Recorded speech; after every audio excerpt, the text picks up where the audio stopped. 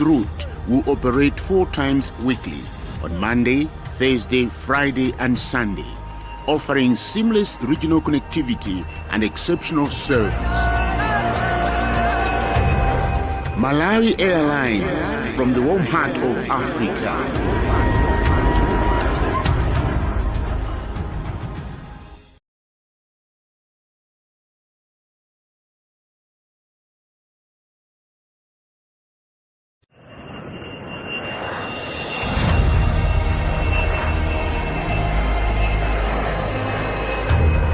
Malawi Airlines is delighted to announce the launch of a new scheduled service connecting Lilongwe in Malawi and Entebbe in Uganda, effective 15th December 2025.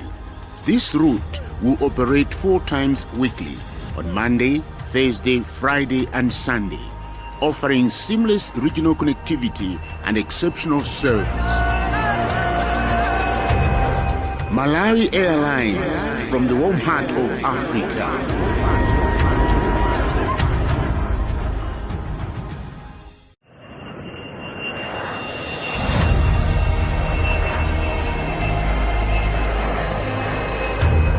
Malawi Airlines is delighted. Join the fight against gender-based violence. This year's 16 Days of Activism Against Gender-Based Violence campaign is here.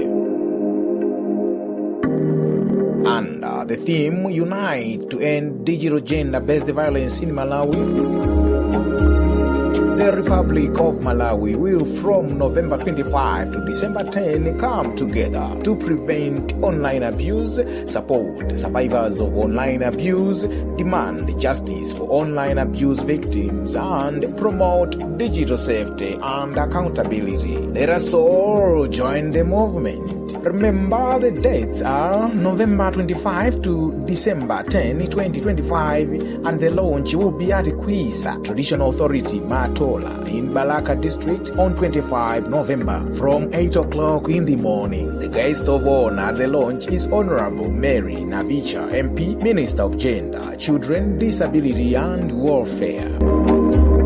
Let us unite to end digital violence against women and girls. Together, let's make a difference. This message is brought to you by the Ministry of Gender, Children, Disability and Social Welfare through Luntha Television with support from the Norwegian Church Aid and Dan Church Aid, Cdedi Malawi. Olivia school fees kwa kuhega tobano. Listen the fees by Airtel Money. Muta Olivia school fees mosavuda kudzera pafoni yanu. Tsadirani ndondomeko zotsatirazi. Choyamba, imbani *211#. Wabwino wapa 17 November lolemba. Takulandirani pakandema wanu wa Luntha. Ndipo tili kuno tili live mu mzinda wa Lilongwe ku Crown Hotel kumene bungwe la Cdedi ndithu likuchititsa msonkhano wa atolankhani kwakukulu tsiku la lero. Bungwe la Cdedi akufuna kulankhulako nkhani zimene zikuchitika ku kampani imene ya Salima Sugar Company ndi zina zambiri. Chomcho tikumemani kuti pamene msonkhano watsala pang'ono kuyamba inu mukhale pomwepo. Kumbukirani kuti bungwe la Cdedi ndi bungwe limene limalankhula ndithu ku nkhani zosiyanasiyana zimene zimachitika mdziko muno kuyimirira Amalawi. Chomcho tikumemani kuti inu mukhale pomwepo pamene mkulu wa bungwe limeneli Sylvester Namiwa akhale ndithu akulankhula ku mtundu wa Malawi.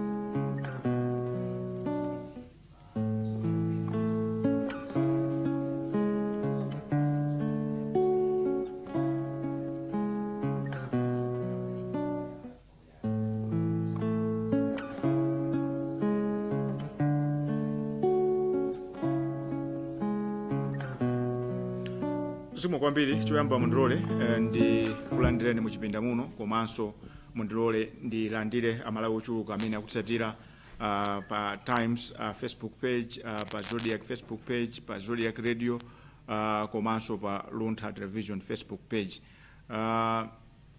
Ndipereke moni wa mafuno abwino kwa Malawi amene bungwe lindilanu nthawi zonse tikakhala pano mumasiya zimene mukuchita nkumati londola nkumamvesera kuti pali zotani. Mwa nthawi zonse sikuti ndindeka ndi anzanga kuno ndiye ndimafuna kuti mundilole kuti anzanga awa nawonso atchule mayina awo. Omega 6 Cdedi. Zaina Bwasani ku Citizen. Yanyuwe Sogo Cdedi. Zikomo kwambiri tisanapereke bwalo kuti atulankhani mutchule mayina anu ndimaganiza kuti zikhala zoyenera kuti zonse zochitika pano tizike m'manja mwa Mulungu. Chifukwa cha chimenecho ndimafuna kuti ndipemphe ozipereka kumeneko atipase pemphero.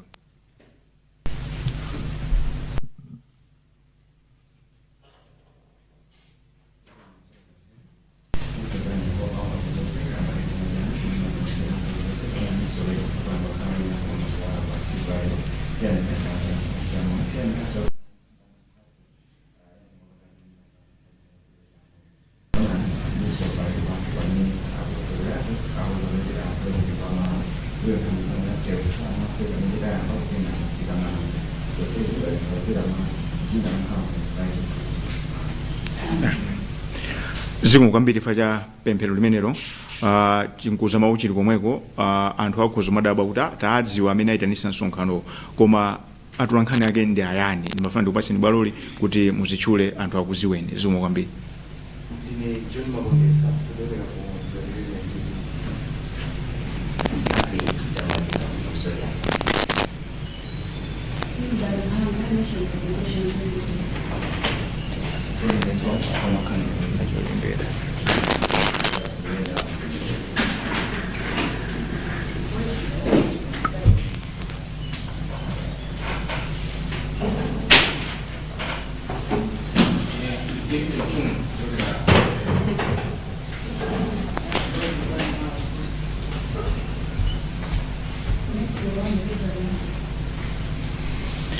Zikomo kwambiri chifukwa cha nthawi tikupera kuti alipo ena amene akanakonda kuti azitchule komanso ena akubwera atipeza. Monga mukuziwa nthawi zonse bungwe la Cdedi likakhala ndi msonkhano wa atolankhani amalawi ene ake amayankhula timawerenga mauthenga atatu koma chifukwa cha nthawi lero tiwerenga uthenga umodzi. Uthenga umenewu anandipasa message, anandipera message kuti mukakhala ndi msonkhano wa atolankhani mutithandize mutifunsire kwa anzathu aja a 040 Road Traffic Department kunena kuti amayika malo oyesera katundu osiyanasiyana kuona kuti katundu wapyola muyezo kapena ayi. Akampeza munthu kuti wapyoza muyezo wa katundu mwachisanzo ngati ameneka kunyamula 4 tani wanyamula 4 tani ndi makilogramu ena awiri owonjezera munthu ameneyo amapasidwa fine malinga ndi malamulo a dziko lino. Koma chimene chikudabwisa nchonena kuti fine yo imakhala ma US dollars. Ndi anthu akudabwa kuti kodi department imeneyi idasintha lamulo because ku Malawi legal tender ndi kwacha koma maripoti akumveka ndiye tibwere pano ifeyo timangoyankhulira Malawi ndiye uthenga umene wabwera kwa Malawi ndi umenewo kuti kodi a road traffic department of road traffic akamapereka zigamulo m'misewu amachaja ma dollars. Chifukwa chani lamulo lidasintha? Komanso ndalamayo akaichaja madola imafunika kuti anthu alipire pompo. Ndi kuganiza kuti kodi anthu amayenda ndi madola Malawi muno. Zikomo kwambiri chifukwa cha nthawi inanena kuti tiwerenga uthenga umodzi wokha. Ndisanapite kukawerenga chikalata chimene nchalero chimene chilipo chalero ndimafuna kuti ndiwerenge statement imene idalembedwa amene anasayinira ndi mlembi wakale wa nduna Michael Zamba. Chikalata chimenechi adachilemba pa 20 Okutobala mu chaka cha 2023. Public statement, forensic audit of Salima Sugar Company Limited. Salima Sugar Company Limited is a limited liability company which was incorporated under the Companies Act of the laws of Malawi as a joint venture owned by the government of the Republic of Malawi through the Green Belt Holding Limited and Aum Sugar and Allied Limited, Aum SAL. In April 2023, the shareholders of Salima Sugar Company jointly commissioned a forensic audit of Salima Sugar with a view to verify the share capital equity contribution into Salima Sugar Company by the majority shareholders, Aum SAL. Investigating the utilization of the share capital contributed into Salima Sugar, establishing how the proceeds from the state-guaranteed loans obtained from or through CDH Investment Bank and extended to Salima Sugar Company were utilized, and ascertaining the kwacha values of the source of Aum SAL contribution towards the share capital. A preliminary report of the forensic audit has been made available to shareholders of Salima Sugar Company. Government, as a co-shareholder of Salima Sugar Company, has duly considered the preliminary findings of the forensic audit and in the interim makes the following directives to apply with immediate effect. 1. All matters relating to the business of the company must be directed to the executive chairman of Salima Sugar Company Limited, and state security be deployed to secure Salima Sugar Company Limited facility and personnel until the final report is released. Government further guarantees security and freedom of all personnel of the company. End of statement. It was signed Colini Zamba, Secretary to the President and Cabinet, October 20, 2023. Now, Mondirole, ndiwerengeso chikalata china. Dissolution of boards of parastatal organizations and state-owned enterprises. Capitol Hill, the Office of the President and Cabinet wishes to notify the general public that all boards of parastatal organizations and state-owned enterprises have been dissolved with immediate effect. Members of the public are hereby informed that all queries or all matters requiring the attention of the boards should be directed to the Office of the President and the Cabinet, OPC, through the Department of Statutory Corporations. End of statement. Signed, Dr. Maxwell Sisi, Office of the President and Cabinet, on the 7th of October 2025.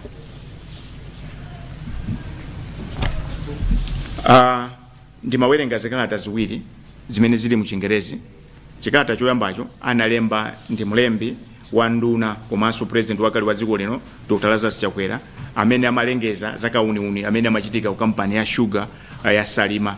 Kampani imene ndi kampani ya Malawi imene idapangidwa mokwirizana ndi Aum Sugar.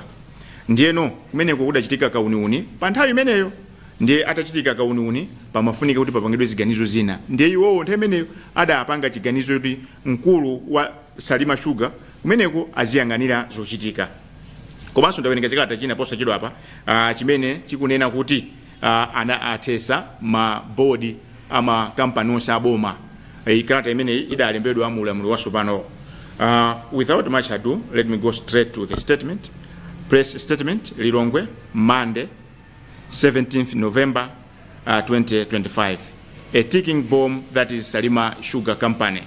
The Center for Democracy and Economic Development Initiative, Cdedi, is calling upon government to swiftly engage relevant authorities to recover the billions of kwacha that were shared amongst politically connected individuals at Salima Sugar Company Limited through dubious contracts and fraudulent payments.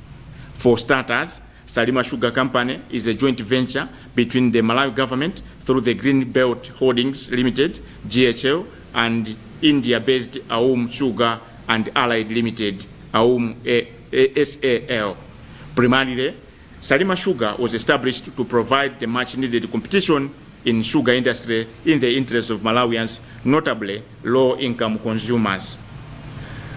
Our call for action was prompted by the public statement dated October 20, 2023, issued by the former Secretary to the President and Cabinet, SPC Colin Zamba, themed forensic audit of Salima Sugar Company Limited.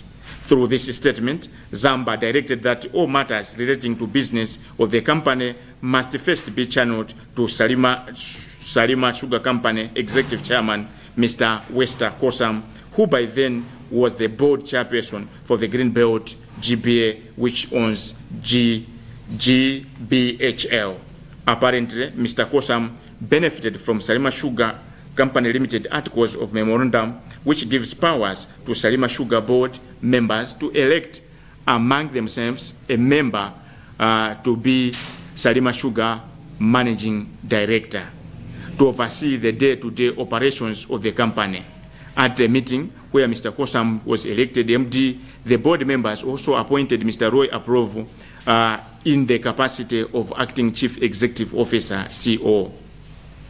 Soon after his appointment, Mr. Aprovo unceremoniously left for his country, India. All of a sudden, Mr. Kosam started combining the two roles, being the MD and CEO. Besides combining the two roles, Mr. Kosam also usurped unwarranted powers and allowed himself to single-handedly make recruitment, procurement, and marketing decisions. Under Mr. Kosam's watch, Salima Sugar Company is on the verge of losing about 30 billion in revenue, following revelations that at the time the company was supposed to wrap up process of crushing sugar canes, it had only produced 8,400 metric tons of sugar out of the projected 20,000 metric tons. As a matter of fact, during the 2024-2025 growing season, whose crushing period ended on November 8, Salima Sugar Company, November 8, 2024, Salima Sugar Company produced 18,000 metric tons. Thus far, Malawians may wish to know that crushing of the sugar canes stopped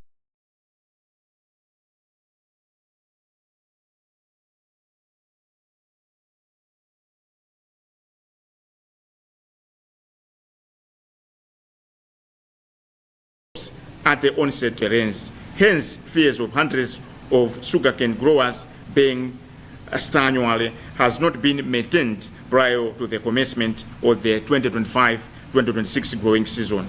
As a result, it has been on and off. Hence, the prolonged crushing season, apart from wastage of sugarcanes that go bad in between the mills' frequent breakdowns.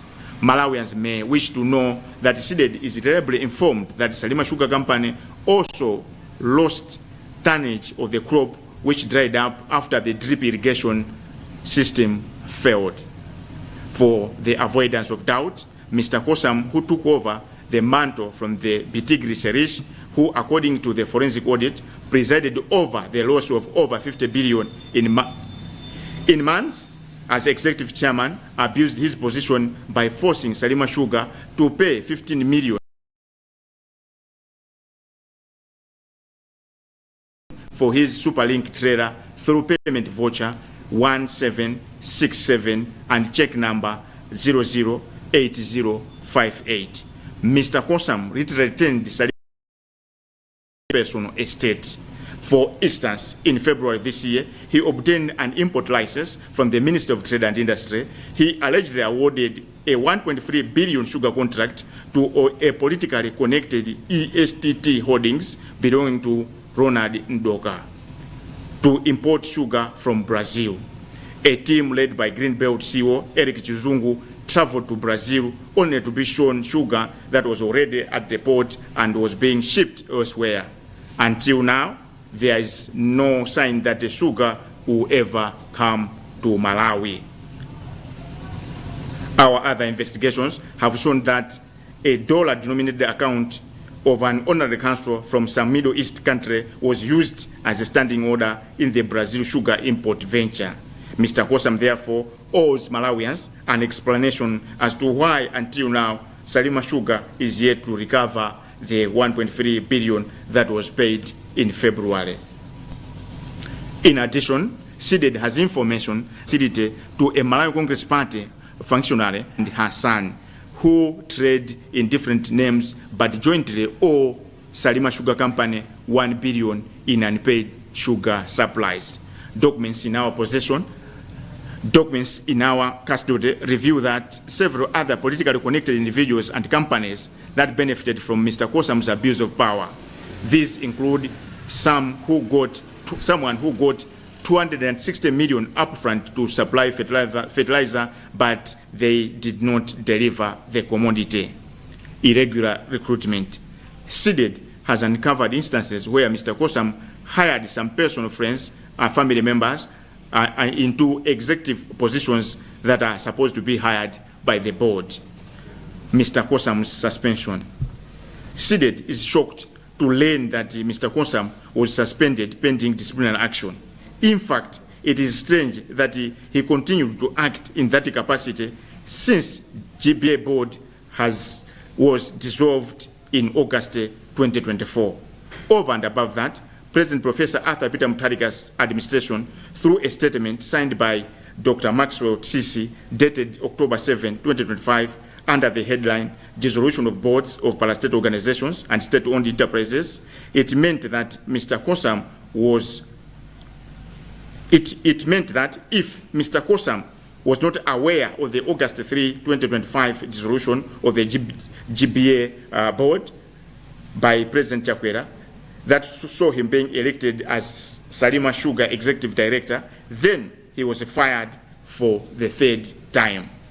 As a matter of good governance, Mr. Kosam ceased to be Salima Sugar Executive Chairman on August 3, 2024, when Chakwera dissolved the GBA board. In fact, his name was not even there in the GBA board President Chakwera reconstituted in July 2025. Therefore, government cannot suspend someone whose tenure already expired thrice.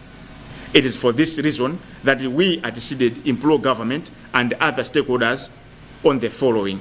1. Mr. Kosam should pay back all the money accrued as salaries and other benefits from August 2024 to date. The law enforcement agents should summon him to clear his name from the allegations leveled against him. Mr. Ndoka immediately pay back the 1.3 billion or risk citizen arrest. Government should immediately institute an audit into Salima Sugar Company. 5. Ministers of Finance and Agriculture should engage the Export Bank to take over the CDF loan where Salima Sugar is paying over 1.1 billion every month. Otherwise, the company will not survive. End of statement. Signed, Sylvester Namiwa, Cdedi Executive Director.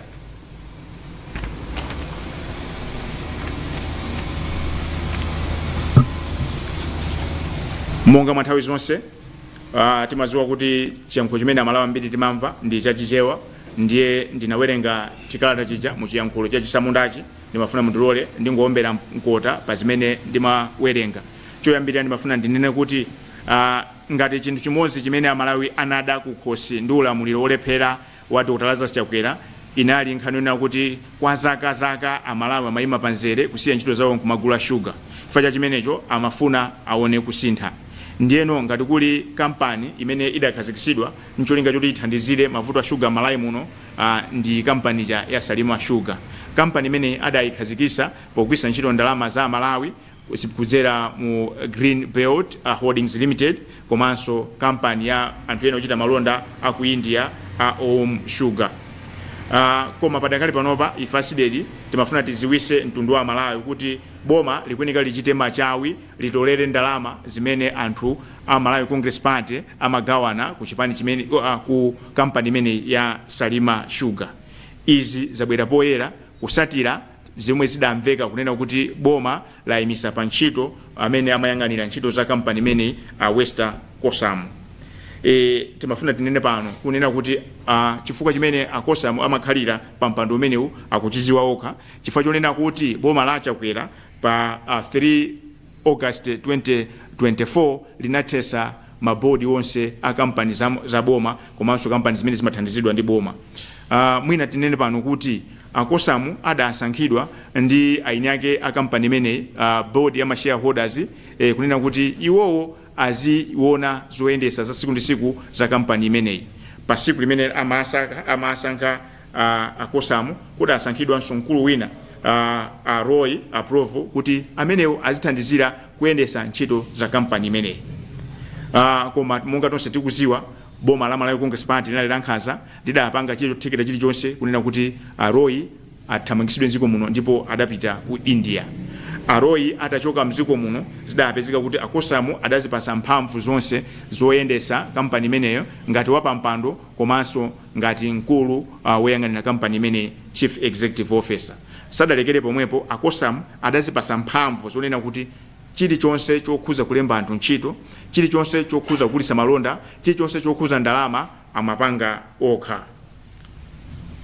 Amalawi akuyeneka kudziwa kunena kuti poyambirira chimene anachita atangobwera pa mpando umenewu akosamu nkuti bungwe lija la maloya la Malawi Law Society nkuti litawachosa pa ndandanda ochita malamulo kamba kuti nthawi imeneyo adawapeza olakwa kuti amaorganizira kuti adasokoneza ndalama za munthu amene amamuyimira pa mulandu.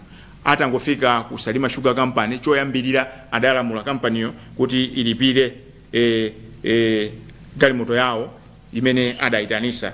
Nthawi imeneyo kudatuluka ndalama zokwana 15 million Malawi kwacha zimene zidalipiridwa kuzera limodzi ma voucher 1767 koma cheke chake chinali nambala 008058 kusonyeza kuti nthawi imene amabwera West Akosamu pampando umenewu nkuti patachoka Bitigre Sherish amene nthawi imeneyo adawayimisa polingalira kuti kudachitika kauniuni ku kampani imene ya Salima amene adaonesa kuti ndalama zopitirira 50 billion sizimapezeka. Chifukwa cha chimenecho monga ndanena koyambirira kuja Maizamba amene anali mulembi wa president Dinduna adalamula kuti ntchito zonse kumeneko aziyang'anira iwowo a West Akosamu.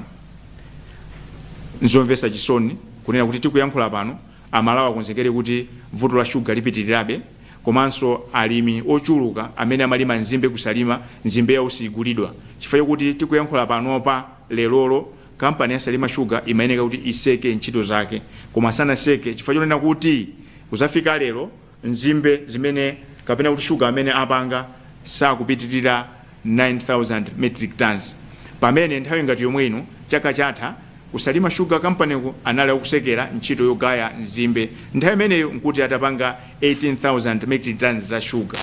Ndiye zomvesa chisoni zonena kuti ndalina kale kuti kuli mabanja amene amachita ulimi wa nzimbe amagulisa ku Salima Sugar. Ndiye Amalawi mudziwe kuti ntchito yopanga sugar ikangogwa mvula nthawi yomwe imayimiratu kusonyeza kuti mvula ikangogwa kusalima kupanga sugar ku Salima Sugar kwaima nzimbe iwonongeka.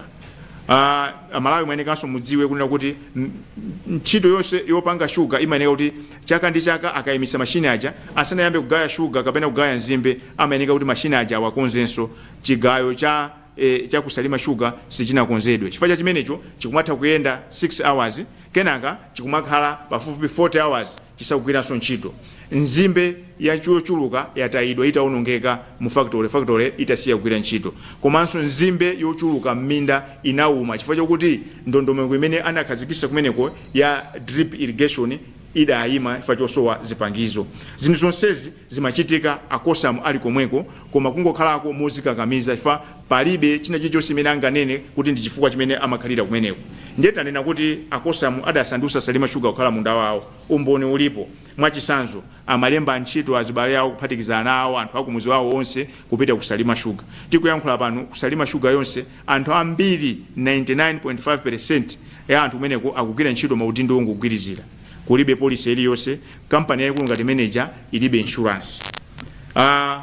Kupatula kulemba abale yawo anawo ntchito akumale alemba posa chilo pa muzana wina kuti akhale operations director. Pamene chikhalirecho malamulo a kampani amanena kuti maudindo akuluakulu a executive ndi board ili mphamvu zili ndi board kulemba anthu ntchito. Ndiye Amalawi mutakutivomereza kuti malo mokonza Salima Sugar jafika pono kuti panopa ili pa chiopsezo. Zomvesa chisoni zina zonena kuti kudapangidwa chiganizo mu February kuti akagule sugar ku Brazil. Ndipo Akosamu mwamphamvu zawo adapereka contract yokwana 1.3 billion kwa nzawo amenenso ali woziwika bwino mwini wake wa STT Holdings amene ndi Ronald Ndoka. Kudakonzedwa ulendo kuti anthu apite ku Brazil akaone shugayo. Ulendo umenewo adasogolera ndi mkulu wa bungwe la Green Belt Authority Eric Chizungu anapita kumeneko, andiso mmodzi wa ife ku civil society anali nawo mugulu limenelo, koma zomvesa chisoni sadakaone shuga. Kuchokera mu February kusafika pano shuga ngakhale 1 kilo sinabwere kuchokera ku Brazil. Koma mmene amapereka 1.3 billion kunali mulumuzana wina amene ndi honorary council wa dziko la Israel kuno ku Malawi, ameneyo adapereka account yake, company yake imene ya madola, kunena kuti ngati Ndoka sabweresa shuga kuchokera ku Brazil ndalama zachosedwa ku account yake kulipira kusalima shuga. Amayi ndi abambo amalawi anzanga, nzomvesa chisoni kuti zafika lero 1.3 billion Ndoka sanabweze. Zimene tikuyankhula pano ngati afuna kususana nafe abwere nawonso apangise msonkhano watu wankani auze mtundu wa Malawi, koma chilichonse imene tikuyankhula pano tili ndi umboni. Komanso akosa musadalekere pomwepo, ntchito zonse, contract zonse kusalima shuga amapereka kwa anthu andale amene anali nduna komanso akuluakulu mu chipani chimenechi cha Malawi Congress. Nkhani yonera kuti nzimbe sina chite bwino ndi nkhani yonera kuti kosamu adaona kuti ofunikira ndi kutenga 260 million kupasa mzawo kuti akabwerese fetereza chaka chatha mpaka nda pano fetereza sanabwerese.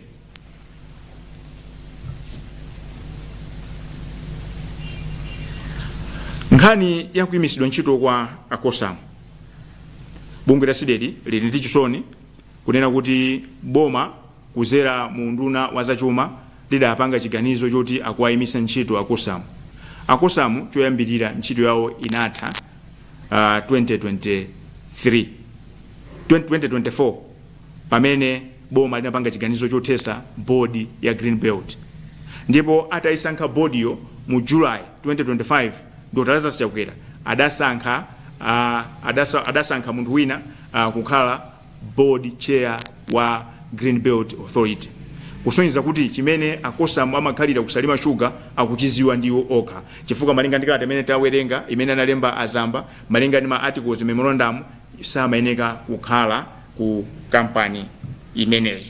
Chifukwa cha chimenecho tikunena kuti unduna wa zachuma udalakwisa kunena kuti akwapanga suspend.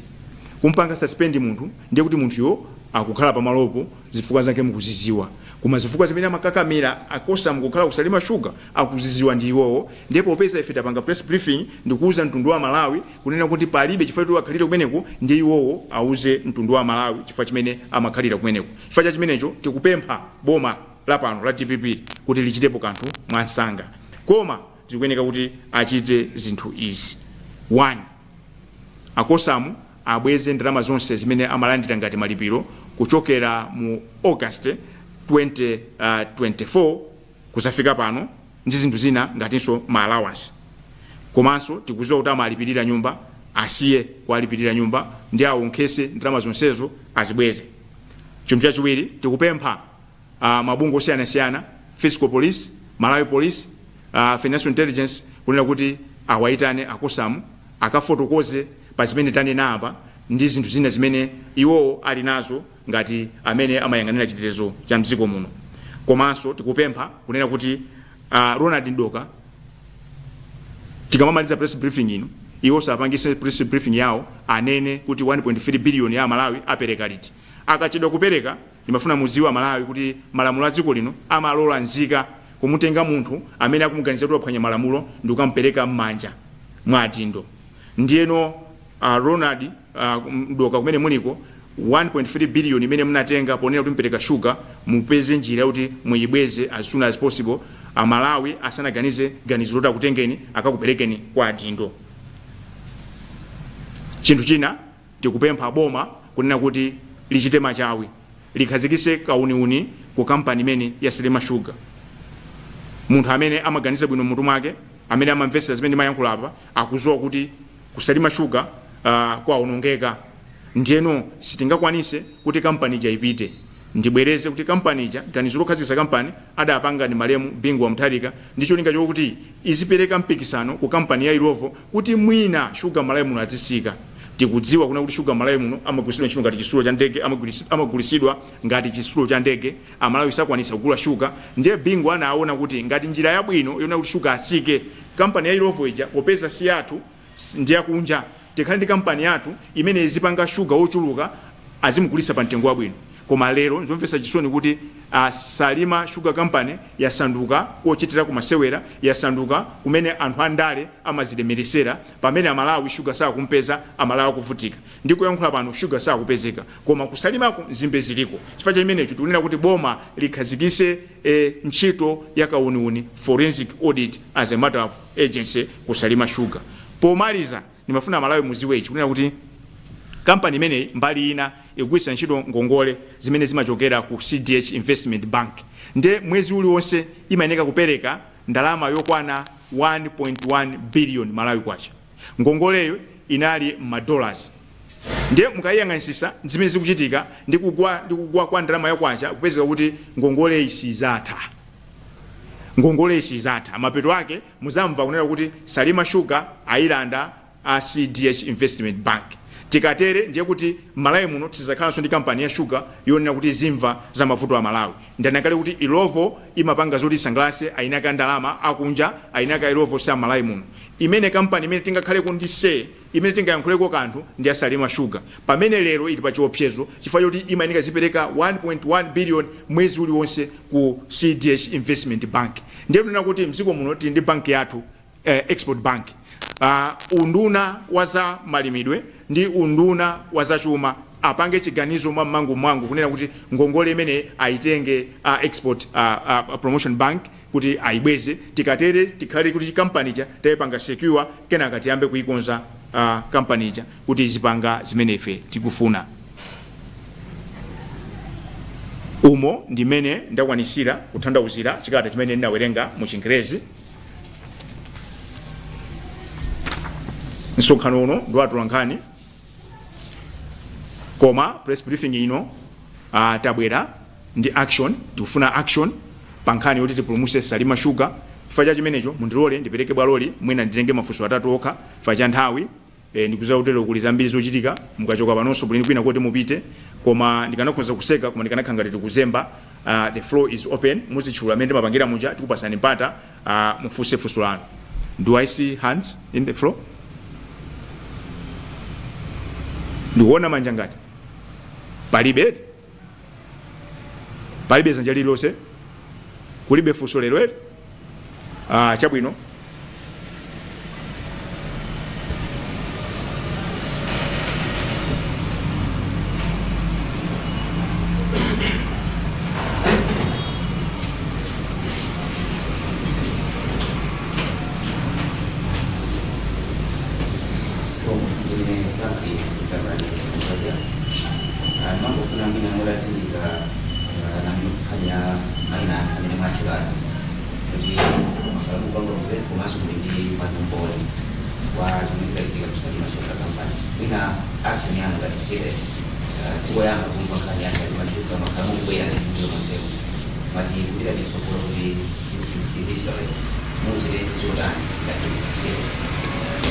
Kwa nthawi yoyamba lero tabwera ndi chiganizo chonena kuti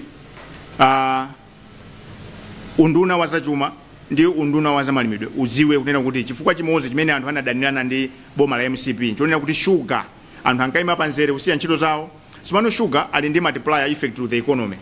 Sugar amagwiritsidwa ntchito kwambiri m'makomo komanso ntchito za kampani. Sugar akasowa paziko pano pankhala chipwirikiti. Ndiyeno tonse tikuziwa kunena kuti anthu amadandaula. Ndiye we have a serious government. Now serious government yo ipange chiganizo chonena kuti ipulumuse Salima Sugar, poyambirira itenge ngongole imene ali nazo ku CDH Investment Bank. Chinthu chachiwiri kukhale kauniuni. Chinthu chachitatu aonesese kunena kuti ndalama zimene agawana akosa ndi azibale awo ndi anzawo a MCP zibwerere. Tikuyankhula pano zonse zimene tikuyambira pano anthu ali nazo akuziziwa and information imene achakwera kuiziwa chifukwa information imene whistleblower adaitenga kukapereka kwa wachiwiri wawo Dr. Michael Usi tikuyankhula panonso ndikukhulupirira kuti Professor Arthur Peter Mutharika information imene ali nayo tikuziwanso pano kuti mwanamveka amene ali Minister of Finance information imene ali nayo komanso tikuziwa kuti Rosa Mbirizi amene ali nduna ya zamalipiro information imene ali nayo ndiye ndakumbutsa adindo pano kuti amene amalumbirisa nduna Mutharika adanena kuti safuna katangale komanso anauza ndunazo kuti azigwira ntchito and this is no time to eat ndiyeno zikafika mandifunsa kuti titani zikafika ponena kuti apanga press briefing iyi palibe ochitapo kanthu ife anthu tikuwaziwa ife ndrama za Malawi ndramazi zina zinabwera ngati ngongole ndiye ndauza kale pompano Ronald Andoka kunena kuti 1.3 billion mubweze apo ayi tiyamba kwa sakasaka kubalaka tinatenga munthu amene tinangazona anapereka chiphuphu tinakamusiya ku polisi mpaka na ICP analowererapo ndiye nkhani ndi straightforward ndimafuna ndauza Malawi kuti Amalawi tikamakhala chete kumayang'anirira zinthu zikuonongeka dzikoli ntchito yathu izingokhalira kuvota kuwasankha anthu atibere apite abwere na atibere nthawi yakwana kuti tizizuka tizichita zofunikira ndiye kuyankha funsolani mwachindunji ndonena kuti tikudikira panopa popeza tatchula poyera Andoka kuti abwera azafotokoze mbali yawo koma simufuna kufotokoza atiuze kuti ndalama zaperekedwa because ndalamayo kunali standing order imatanthauza kuti ngati sapereka amene wayikira umboniyo apereka ndalama ndikupera kuti ndakuyankhani zikomo kwambiri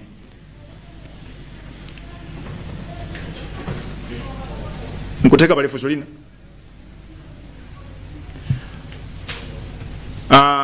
ndili ndi anthu kunoko ndikanakonda kuti osayankhulepo koma ifa cha nthawi ndingopereka kwa Nyanyuwe 30 seconds tisanaseke zikomo kwambiri monga ulose mene tamvera tikuona kuti akosamuwa sana zinthu zawo sakuzendetsa bwino kwambiri kwenikweni ayi komanso tikudabwa kuti odi chimene iwowo akulandira ndalama pomwe ntchito anasiya kalekale ndi chani ndeno ife ngati a Cdedi tionetsa kuti ndalama imene zimene wakhala akulandira plus malawasi plus kulipidwa nyumba tionetsa kuti ndalama zimene zizi zibwerere zikomo kwambiri chinthu china mati ndinena kuti anthu onse amene amaoneka kuti amadana ndi mchitidwe woononga umene akosoma mapanga anachosedwa ntchito ndiye tikanakonda pano kuti anthu amene afufuzidwe abwerezedwe pa ntchito ifwa munthu amene amaulula kunena kuti uku kwaipa sakuyenera kulandira chilango fa umboni ulipo zimene tabwera patayankhula pano zonse zili ndi umboni ndiye ma whistleblowers that has been victimized there has to be a process kuti abwerere ntchito but Mr. Wester Kosam should not be rewarded for illegality tikanakonda tikanakhala tikuyankhula tsiku lonse koma monga ndanafa cha nthawi mundilole timalizire pamenepa tindayamba ndi pemphero ndimafuna mundilole tipemphe ozipereka kuti aseke ndi pemphero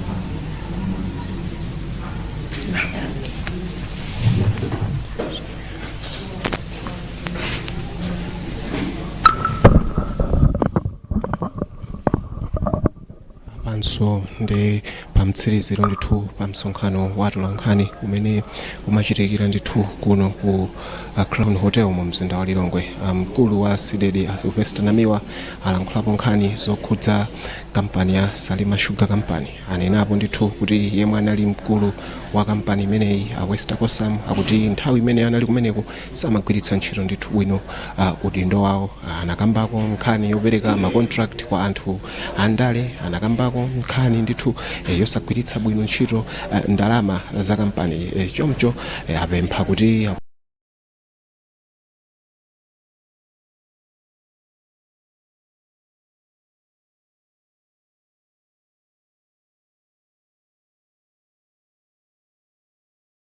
pempha apolisi komanso ofufuza kuti agwire ntchito yawo bwino komanso ndi anthu ena kuti ngati adatenga ndalama kumeneko akuti abweze ndalama zimenezi chifukwa iwo ali ndi umboni.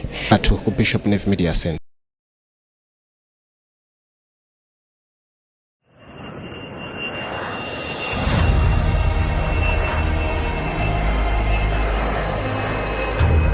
kampani ya maulendo a ndege ya Malawi Airlines ili ndi chimwemwe kulengeza za ulendo watsopano wa ndege olumikiza Lilongwe ku Malawi ndi mzinda wa Entebbe ku Uganda kuyambira pa 15 December 2025. Ulendo uwu uzichitika kanayi pa sabata iliyonse, Lolemba, Lachinayi, Lachisanu ndi la Mulungu, kupereka mwayi wabwino olumikizana ndi mayiko ena amdera la Africa. Malawi Airlines, from the warm heart of Africa.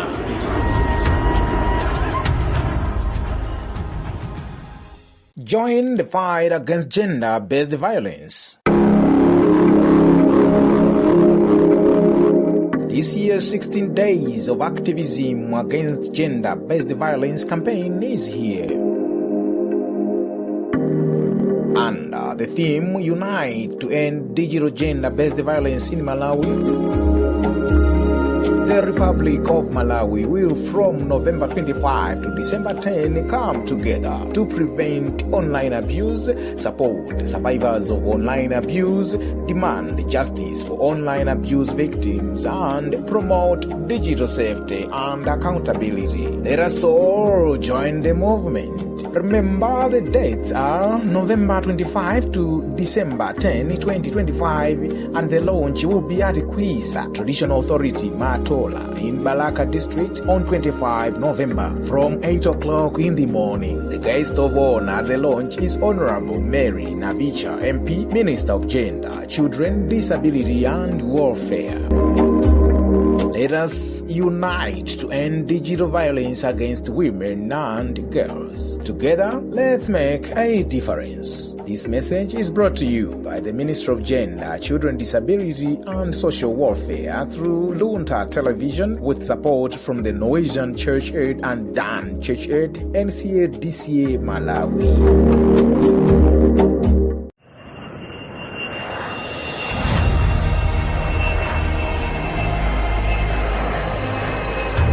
kampani ya maulendo a ndege ya Malawi Airlines ili ndi chimwemwe kulengeza za ulendo watsopano wa ndege olumikiza Lilongwe ku Malawi ndi mzinda wa Entebbe ku Uganda kuyambira pa 15 December 2025. Ulendo uwu uzichitika kanayi pa sabata iliyonse, Lolemba, Lachinayi, Lachisanu ndi la Mulungu, kupereka mwayi wabwino olumikizana ndi mayiko ena amdera la Africa. Malawi Airlines, from the warm heart of Africa.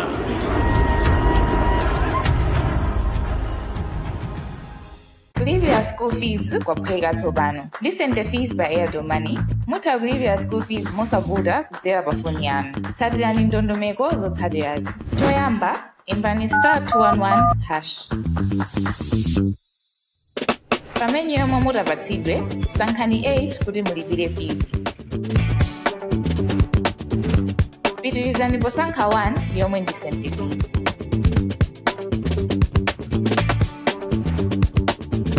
Kenako mudzafunsidwa kuti mulowetse admissions number. Kuchoka apo, mudzaona skulu yomwe mukufuna kulipira komanso dzina la ophunzira. Onetsetsani kuti zonse ndi zolondola. Pitirirani ndi kuyika ndalama zomwe mukufuna kulipira. Lembani pini yanu ya Airtel